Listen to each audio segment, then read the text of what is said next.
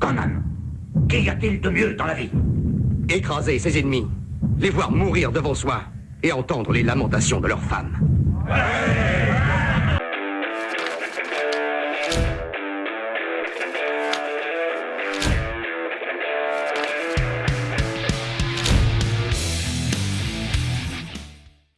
Bienvenue à la table des coups cryptiques. Dans cette capsule, nous allons nous intéresser au kit découverte Conan l'Âge Iborien, kit découverte préambule au jeu de rôle à paraître du même nom, édité par Monolith en partenariat avec Heroic Signature.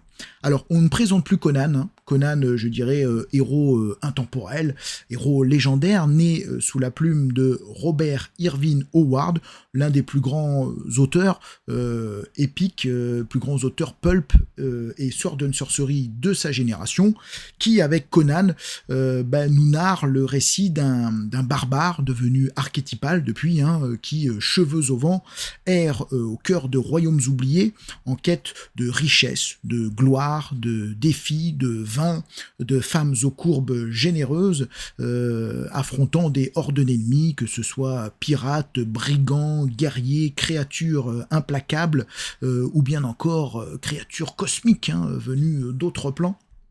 Et sorciers sournois, bien évidemment, sinon, je dirais, on n'aurait pas le cocktail complet. Alors, il y a eu bon nombre d'adaptations de l'univers de Conan en jeu de rôle, notamment avec GURPS. Alors, l'idée, c'est pas de revoir ça, mais vraiment de s'intéresser à ce que nous proposent les auteurs de cette nouvelle itération, finalement, en jeu de rôle, de l'univers de Conan. Ce que je trouve intéressant dans un kit découverte, pour ma part, c'est que c'est une note d'intention. Ça raconte beaucoup de, je dirais, des intentions des auteurs, de ce qu'ils veulent nous livrer, de l'expérience qu'ils veulent nous faire partager. Alors déjà, dans la forme, ça nous permet de constater, je dirais, quelle va être un petit peu la maquette, comment ça va être écrit aussi, c'est-à-dire la manière de communiquer les informations. Et là, je dois signaler que je trouve que c'est assez bien écrit. À la fois dans les explications, mais aussi dans les parties un petit peu plus littéraires. Voilà, c'est pas verbeux pour être verbeux, c'est efficace et en même temps, ça a une belle force d'évocation. Donc je trouve ça très intéressant.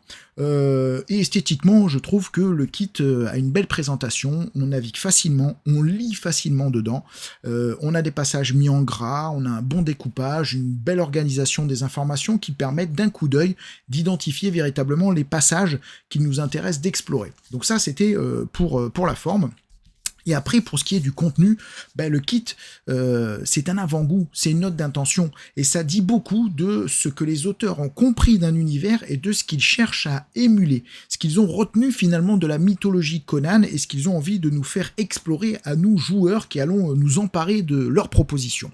Et bien là, je trouve que c'est assez intéressant, et je me retrouve, moi, dans ce que les auteurs ont identifié comme étant important.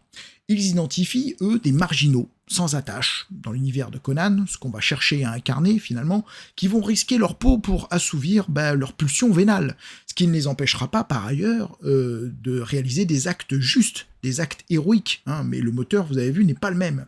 On évolue dans un âge oublié, qui est empli de mystères, d'horreurs, de royaumes étincelants, parfois perdus depuis longtemps, de panoramas fantastiques et de décors très variés.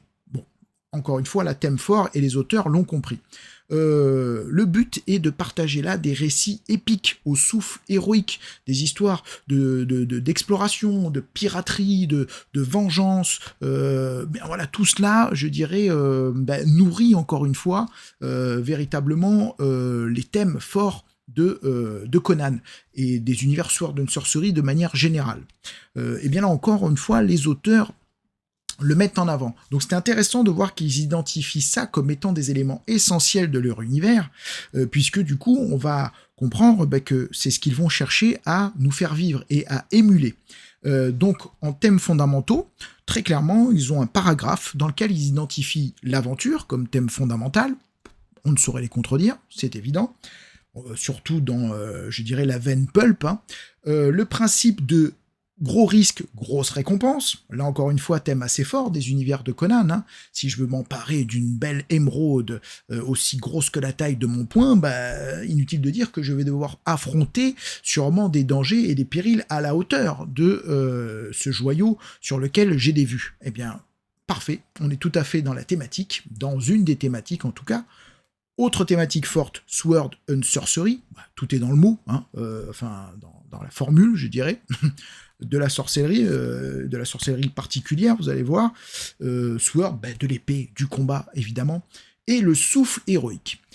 Une fois identifié ces thèmes, ce qui est intéressant, c'est que les mécaniques que nous présentent les auteurs pour émuler cet univers-là, et je dirais c'est la principale force pour moi de ce kit, et c'est ce que je recherche d'ailleurs dans tout jeu de rôle, c'est qu'on a des mécaniques qui sont au service pas simplement de la résolution de situations, mais qui vont pousser un peu plus loin, qui vont prendre en charge l'émulation des thèmes qui sont mis en avant. C'est-à-dire qu'on va avoir une mécanique qui cherche par ses rouages à, je dirais, encourager l'aventure, à, je dirais, émuler le souffle héroïque, à émuler le côté épique, et à garder du rythme dans la manière dont on va pouvoir narrer ces histoires-là. Et vous allez voir que la mécanique reste toujours au service des thèmes fondamentaux que les auteurs ont identifiés. Donc pour moi, je dirais que c'est la principale force, et en tout cas ça augure de la bonne direction, encore une fois, selon moi, que prennent les auteurs au travers de ce kit découverte, et qui donc normalement devrait être aussi l'axe moteur qu'ils vont continuer à suivre dans l'édition du jeu de rôle à paraître. On a, pour rentrer dans le, je dirais de manière plus concrète, on va avoir nos personnages qui vont être définis par des attributs. Les attributs sont peu nombreux, et c'est tant mieux, vous allez comprendre pourquoi. On a un attribut force. Dans cet attribut force, il y a certes la force physique, mais c'est la condition physique de manière générale, d'accord ? Pas que la force brute. On a la finesse. Là, encore une fois, la finesse, attribut assez large. On va retrouver l'agilité, mais c'est aussi l'intuition, la dextérité, la vigilance. Vous voyez ? Assez large. On a la ténacité. La ténacité, c'est certes notre endurance, notre résistance, mais c'est aussi notre détermination. On est sur une dimension plus psychologique, là. On a à la fois une dimension physique et une dimension psychologique dans la ténacité. L'esprit, là encore une fois, vous allez voir, attribut assez large. On a à l'intérieur de l'esprit rassemblé la culture, mais aussi l'éloquence, les connaissances. Eh bien, je dirais, au travers de ces 4 caractéristiques-là, on couvre ce qu'il est nécessaire de couvrir sans aller plus loin. Pourquoi ? Pourquoi, pour moi, ça paraît être suffisant ? Déjà parce que ça augure d'une mécanique assez simple. Donc, je suis toujours friand de ce qui est simple. Ça ne veut pas dire simpliste pour moi, hein, mais voilà. Donc, déjà, bonne pioche. Mais on est dans un univers primitif. Dans cet univers primitif, on va survivre parce qu'on est fort, ou parce qu'on est agile, ou parce qu'on est éloquent, ou parce qu'on est sournois, enfin voilà. Mais vous allez voir que c'est assez simple. Ça appelle du coup à des personnages archétypaux, et puis ça appelle surtout à répondre aux attentes de ce monde primitif, à ce qui fait que l'on y survit, à ce qui fait qu'on en accomplit de grandes choses. Ça n'aurait pas de sens de rentrer dans d'autres complexités plus poussées qui seraient peut-être plus appropriées à des mondes un peu plus complexes, plus technologiques, peut-être plus modernes. Là non, dans un monde primitif, on reste simple et efficace et ça suffit largement. La survie, quelqu'un qui est fort dans le monde de Conan, c'est pas que la force physique, ça peut être quelqu'un qui a une condition physique exceptionnelle, d'accord ? Eh bien, parfait, ça suffit.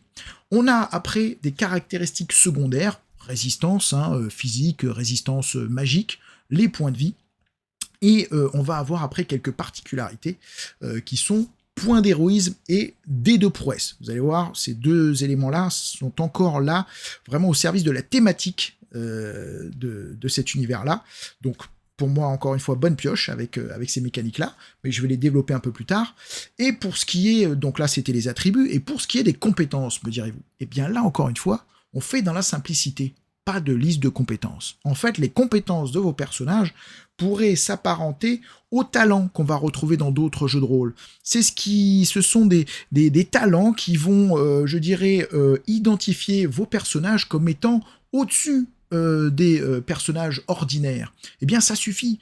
Pas besoin de rentrer dans le détail, encore une fois, surtout dans un monde primitif. Déjà, ça nous permet d'être plus simple, d'aller plus efficacement dans la résolution des actions, puisqu'on n'a pas des tableaux de compétences à consulter et des scores à regarder, mais simplement identifier que, ah tiens, sur cet élément-là, particulièrement, mon personnage se distingue des autres, mon personnage a une compétence. Sur le reste, pas besoin, on se reposera sur ses attributs pour résoudre les défis que je vais lui soumettre. Eh bien, ça me convient très bien.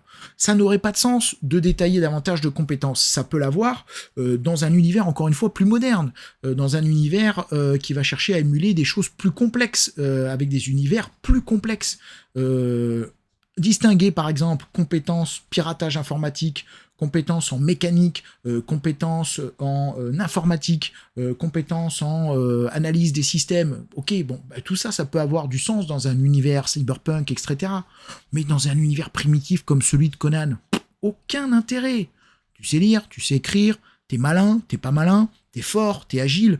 C'est tout ce qu'on a besoin de savoir. Et c'est tout ce qui caractérise les personnages de ces univers-là de Sword and Sorcery. Hein, quelqu'un qui est malin, c'est large. Quelqu'un qui est fort, c'est large dans ces univers-là. Ça regroupe tout un tas, ça convoque tout un tas de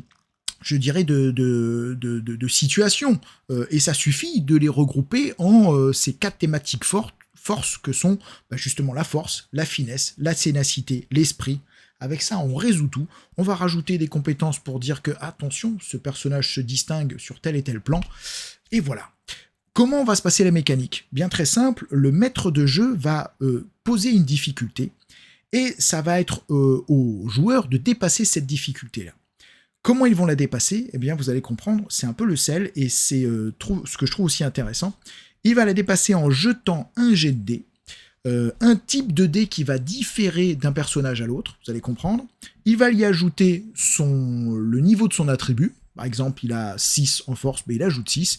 Et si ça dépasse ou atteint le seuil de difficulté par le meneur, eh bien l'action est réussie. Si c'est un échec, très bien.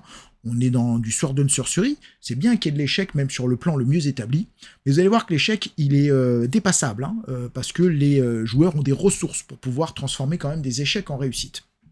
Donc on n'est pas sur quelque chose de trop arbitraire et de trop violent non plus, et on va vraiment faire la différence entre les personnages qui sont forts, qui ont de l'expérience, qui sont héroïques, des personnages qui ne le sont pas. Alors, vous avez vu, on doit dépasser ce seuil-là. Comment sont indiquées les caractéristiques ? Et c'est ça aussi que je trouve intéressant dans la mécanique, et qui est original. Une caractéristique donc un attribut, va être indiqué avec une valeur chiffrée. Exemple, 6. Derrière, un type de dé. Exemple, D6. Si j'ai marqué 6 D6 en force, cela ne veut pas dire que je vais jeter 6 D6, cela veut dire que je vais avoir un score de 6 auquel je vais ajouter le résultat d'un D6. Et c'est le chiffre que j'ai obtenu qui, s'il atteint ou dépasse la difficulté, va permettre de déterminer si j'ai réussi. Ce résultat-là va pouvoir, vous allez comprendre, être modifié avec de l'héroïsme ou des conditions extérieures, avec la fameuse règle des 3 que je vais expliquer plus tard, ou éventuellement des talents, d'accord ? Mais voilà, la colonne vertébrale du système, elle est là. Alors, ce qui est intéressant à relever, c'est quoi ? C'est que, par exemple, un personnage qui a un attribut faible, mais un type de dé fort. Exemple, il a 3 en force, mais D10. Il a 3 D10 en force, ce qui veut dire qu'il a un score de 3 et il jette un D10 pour réussir ses actions liées à la force. Un autre personnage peut avoir peut-être 6 en force, mais D4 ou D6. Ou 5 en force et des 6. Vous avez vu que c'est pas la même chose. Vous avez vu la granulosité et la subtilité que ça donne. C'est-à-dire qu'on peut faire le distinguo entre des personnages qui sont naturellement forts et qui peut-être ont derrière une zone des possibles plus faible, parce qu'un type de dé beaucoup plus faible, et d'autres personnages qui peuvent être peut-être assez faibles naturellement, mais qui derrière vont avoir un type de dé important, qui augure peut-être que ces personnages-là ont une dimension héroïque qui les dépasse un peu. Vous avez vu un petit peu la subtilité dans laquelle on peut rentrer avec cette mécanique de un attribut est caractérisé par un score et un type de dé différent selon les personnages. Voilà, donc je trouve ça à la fois subtil, intéressant, et je pense que ça peut raconter beaucoup, pour ma part. J'ai trouvé ça fort ingénieux. Alors, je vous ai évoqué dans ma présentation une mécanique dé de prouesse et une mécanique de point d'héroïsme. La mécanique dé de prouesse, elle est très simple, c'est que sur tous mes jets d'attributs, je vais jeter en plus un dé de prouesse. Ce dé de prouesse-là, au départ, pour tous les personnages, ça va être un D10, si je me souviens bien. Ensuite, avec l'expérience, ce dé-là va pouvoir être dégradé et passer à D8 et D6, et c'est une bonne chose. Et vous allez comprendre pourquoi. Parce que ce dé de prouesse-là, son résultat ne vient pas s'ajouter à mon attribut et au score que j'ai obtenu sur mon dé.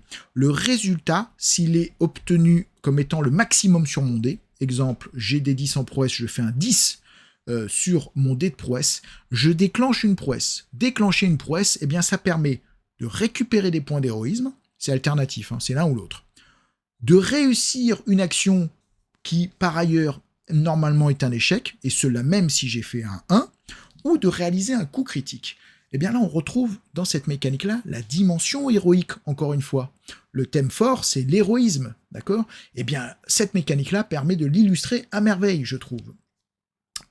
Et les points d'héroïsme que je vais engranger, eux, des points que le joueur va pouvoir dépenser pour, déjà, je dirais, activer certains de ses talents, mais il va pouvoir aussi les dépenser pour se déplacer, avoir un déplacement supplémentaire, pour augmenter le résultat de son jet de 1 ou 2 points, selon le nombre de points d'héroïsme qu'il va invoquer, voire pour son dernier point d'héroïsme de déclencher un coup critique. Imaginez d'ailleurs qu'il dépense son dernier point d'héroïsme pour déclencher avec un coup critique et qu'en plus son dé de prouesse fasse le maximum et qu'il lui permette de déclencher un coup critique, on est sur coup critique, on est sur un coup épique. Et c'est très bien, ça va intervenir de manière assez rare, mais ce sera mémorable. Et c'est hyper intéressant que d'avoir cette dimension d'une action potentiellement mémorable dans un univers tel que celui de Conan l'âge iborien. Donc encore une fois, la mécanique qui je trouve au service de la thématique, à la fois simple, assez efficace, qui ne casse pas le rythme, ingénieuse, hein, vous avez vu avec cette granulosité, cette subtilité du type de dé, qui en plus du score d'attribut ne va pas être le même selon les personnages, et tout ça au service des thématiques fortes de l'univers. Voilà, donc je crois, je vous ai dit pour un test comment ça fonctionnait. Alors cette règle des 3 dont je vous ai parlé, cette règle des 3 elle est très simple, c'est une règle que tout le monde applique, sauf que là on s'est dit autant lui donner un nom, autant l'institutionnaliser dans le corpus de notre règle. Mais vous allez voir que vous comme moi, en tant que meneur, on l'a tous plus ou moins utilisé. La règle des 3 c'est quoi ? C'est que le meneur va pouvoir assortir la difficulté qu'il pose d'un bonus ou d'un malus. Un malus pouvant partir de -3, -2, -1, jusqu'à un bonus pouvant aller de +1, +2, +3. Le personnage vous dit « Mais moi, je combats en haut de l'escalier. » Ah, c'est ingénieux, tu es en position surélevée, je t'accorde un bonus de +2. Tu escalades cette paroi, tu es bien outillé, bonus de +1. Tu es particulièrement bien outillé, bonus de +2. Ah, la paroi est glissante, malus de -3. Vous avez vu cette règle des +3, -3 permet de manière assez simple pour un meneur d'appréhender chaque situation et d'ajouter de la granulosité dans les difficultés qui vont être posées pour tenir compte de la réalité de chacune des situations. Ça n'aurait aucun sens que de faire un tableau en évoquant toutes les situations possibles. Donc, les auteurs nous donnent quelques exemples, mais ils nous expliquent bien que cette mécanique, elle est surtout là pour, je dirais, dans le rythme du récit, dans la fluidité du récit, apporter cette granulosité-là, cette dimension finalement réaliste, hein, pour tenir compte à la fois des idées ingénieuses des personnages, mais aussi des difficultés environnementales qu'ils vont pouvoir rencontrer. Donc, cette règle des 3, pareil, très intéressante que de l'avoir institutionnalisée, je dirais pas forcément pour servir le thème Sword and Sorcery en particulier, mais au service de tout jeu de rôle, c'est assez intéressant, je trouve. Voilà pour, je dirais, comment ça se passe avec les tests. Concernant après le combat va se gérer de manière assez simple, et là encore une fois c'est important que ce soit simple, parce que on doit garder du rythme, on doit être dans le spectaculaire, dans l'épique. Donc si on a des règles qui sont trop compliquées à émuler et qui viennent casser le récit et la narration, bien on va perdre cette fluidité et ce rythme qui est nécessaire dans l'univers pulp que l'on cherche à émuler, ne l'oubliez pas. Donc, dans le combat, initiative, on va déterminer l'initiative en faisant un jet de finesse, donc on jette son type de dé, on ajoute son score de finesse, et ça va déterminer tout simplement le rang d'initiative. Le meneur va faire pareil pour le camp opposé. Si c'est des brigands, il ne jettera pas le dé pour l'ensemble des pour chacun des brigands. Hein. Il va considérer le camp des brigands et chacun va intervenir à son score d'initiative. Quand va venir son tour, un joueur va pouvoir réaliser deux actions. C'est des actions assez simples. Ça va être par exemple se déplacer, ça va être attaquer, ça coûte une action, ça va être viser. Attention, viser coûte 2 actions, c'est-à-dire que s'il vise, il ne pourra rien faire d'autre. Mais viser, ça permet de porter un coup ajusté. Hein. Quand je dis viser, c'est un coup visé, hein. C'est pas viser et j'agis après. Jeter un sort va pouvoir coûter 1 ou 2 actions selon sa complexité. Effectuer une manœuvre, là encore une fois, ça dépendra de quelle manœuvre est effectuée, et ce sera au meneur d'analyser pour savoir si ça prend 1 ou 2 actions. Et il y a aussi des actions gratuites, bien évidemment. Interpeller un compagnon, lui dire « jette-toi à terre » parce qu'on a observé que des archers Pictes venaient de surgir de derrière un rocher pour envoyer des volets de flèches sur votre groupe. Bon, action gratuite, voilà. Eh bien, toute, je dirais, la mécanique va reposer sur, voilà, tu as fait ton jet, c'est à toi de jouer, tu as 2 actions, tu fais tes 2 actions, on passe à l'autre, et ainsi de suite. C'est simple, c'est efficace, c'est pas le premier jeu de rôle à faire ça, mais ça permet de ne pas rentrer dans une complexité trop large et de gérer simplement les combats. Quand vient mon tour, eh bien, quand je dois toucher, c'est tout simplement les ennemis en face de moi ont un seuil de défense physique. Si je dépasse ce seuil de défense physique, eh bien, je vais toucher les ennemis. Quand je touche les ennemis, eh bien, je vais ensuite infliger des dommages. Donc, je vais jeter tout simplement le type de dé de dommages. Exemple, un D6, si j'attaque avec une arme classique. J'ajoute mon bonus de force quand je suis en combat physique. Quand j'utilise une arme de jet aussi, hein, puisque la puissance, Conan qui vous balance une lance à travers la poitrine, c'est pas la même chose que si c'est Polo, hein, voilà. Polo qui est un ami à moi, qui se reconnaîtra. Donc on va tenir compte de ça. Et puis on va retrancher l'armure, très, très simplement. Hein. Seuil de défense physique, c'est aussi l'armure, tous ces éléments-là. Et puis le restant, on le prend dans la carcasse. Et là, encore une fois, mécanique intelligente de combat, c'est que les ennemis que je vais avoir en face, les auteurs vont faire la distinction entre des ennemis emblématiques et ce qu'ils appellent des sbires. Les sbires, dans un jeu pulp, dans un univers Sword and Sorcery, on doit pouvoir les évacuer assez rapidement pour le côté spectaculaire. Hein. Si ça s'éternise contre des sbires, on perd un peu la dimension épique. Et bien encore une fois, la règle très simple, les sbires n'ont pas de point de vie. Les sbires ont un seuil de résistance. Si je dépasse ce seuil de résistance, le sbire est éliminé. Imaginons que je ne dépasse pas ce seuil de résistance sur mon premier coup. À partir du moment où le sbire prend un deuxième coup, la mécanique nous dit « le sbire est mort ». Point barre. Encore une fois, simple, efficace et au service du rythme que l'on attend de combat pulp dans l'univers Sword and Sorcery Conan. Bon, bien encore une fois, là, je trouve que la mécanique, intelligemment, colle au thème qu'elle veut émuler. Voilà. Après, vous avez de la finesse qui peut intervenir là-dedans. Tiens, autre exemple, encore une fois, d'une mécanique qui ne s'encombre pas. Pour la portée, les armes ne vont pas avoir de portée en mètres ou en case. Non, pas nécessaire. La portée, là, va être exprimée de manière plus abstraite. Hein. On va considérer que si tu es dans la même pièce mais à l'autre bout, t'es à portée longue, si t'es à distance de bras, t'es à portée courte, enfin voilà. Donc ces grilles de portée-là vont servir de manière abstraite à identifier différentes portées, et ça suffit. C'est complètement idiot que de se dire, dans un univers Sword and Sorcery, dans un combat pulp où on cherche à émuler, attention, stop, l'ennemi est à 13 mètres, tu tires à 12 mètres. Non, on n'a pas envie de ça. On n'a pas envie de ça. On n'est pas dans un combat tactique, on est dans un combat épique, rappelez-vous. Donc là encore une fois, la mécanique ne s'encombre pas de ça, et je trouve ça intéressant, avec quand même des règles pour tenir compte de situations particulières. Exemple, règle particulière quand je veux tirer que je suis à couvert. Bon, compliqué à gérer en tant que meneur, il est à couvert mais en même temps il tire, alors il s'expose pas, très simple. Si vous voulez faire un tir alors que vous êtes à couvert, vous allez dépenser un point d'héroïsme pour vous remettre à couvert. Après votre tir. Si vous dépensez pas ce point d'héroïsme, les ennemis peuvent vous tirer dessus.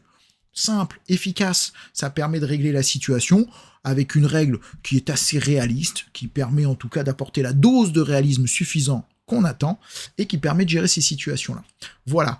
Pour le repos, Alors, oui, parce qu'on a des points de vie. Et si les points de vie tombent à 0, eh bien on n'est pas bien. Quand les points de vie tombent à 0, en tout cas pour les héros, ils font un jet de ténacité contre un seuil de réussite de 8. Voilà, et s'ils le réussissent, je crois qu'ils peuvent être stabilisés éventuellement et redémarrer avec un point de vie. Voilà. Mais attention, je crois que si le seuil est raté, c'est quoique, hein, voilà, hein, à un moment donné, c'est le trépas. Donc pour les ennemis, rappelez-vous que, voilà, seuil de résistance, si c'est passé, c'est éliminé, si c'est 2 coups, c'est éliminé. Autre chose intéressante, qui, encore une fois, est au service de l'émulation, des univers Sword and Sorcery, et en particulier de, je dirais, les thématiques de Conan, la sorcellerie, comment on la gère? Eh bien, la sorcellerie coûte. La sorcellerie, tout simplement, va venir piocher dans vos ressources. La magie exige un tribut. Encore une fois, la mécanique en rend compte fort intelligemment, puisque quand on va vouloir effectuer de la sorcellerie, en tout cas pour les sorts importants, on va aller puiser dans ses points d'héroïsme, voire dans ses points de vie, selon la sorcellerie.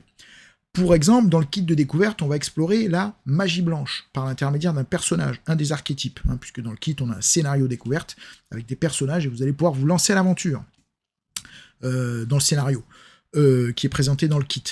Cette magie blanche va énumérer un certain nombre de sorts, pour lesquels d'ailleurs, là encore une fois, je trouve ça intelligent, pas de règles particulières.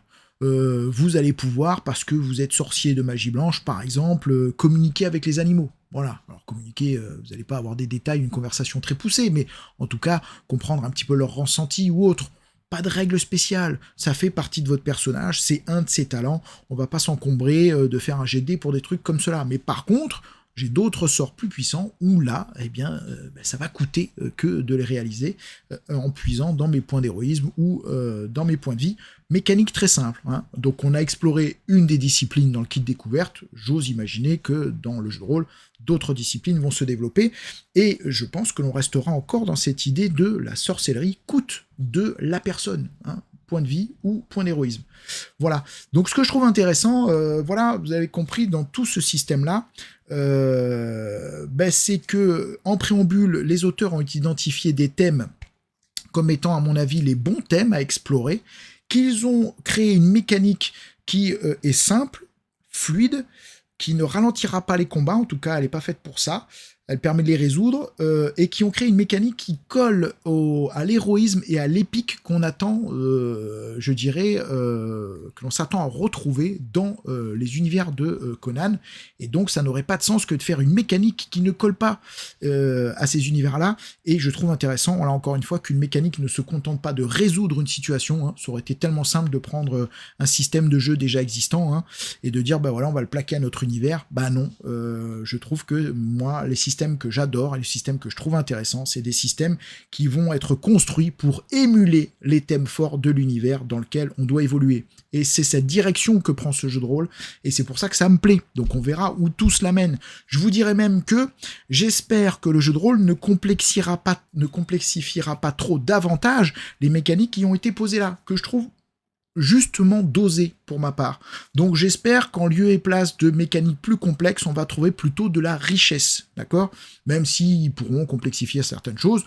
Après, encore une fois, libre tout un chacun de prendre et de puiser dans le livre les mécaniques qu'il veut récupérer, qu'il veut utiliser. Ou alors se contenter de rester sur ces mécaniques-là que nous présente le kit découverte.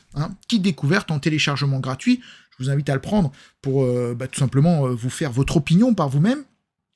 Petite cerise sur le gâteau, j'ai tourné un actual play en utilisant cette mécanique-là et je n'ai pas fait jouer le scénario du kit. J'ai fait un scénario à ma sauce, ce qui vous permet à vous, que vous soyez meneur ou joueur, de le regarder sans risque de spoil, puisque ce n'est pas du tout le scénario qu'il y a dans le kit que je fais jouer, mais c'est un scénario de ma conception. Je suis en train de le monter là, donc vous allez l'avoir dans pas très longtemps, donc un scénario avec ce kit découverte là de Conan, l'âge iborien. Et pour ce qui est du scénario, avant d'en finir, le scénario s'appelle Le Sceau d'Achéron.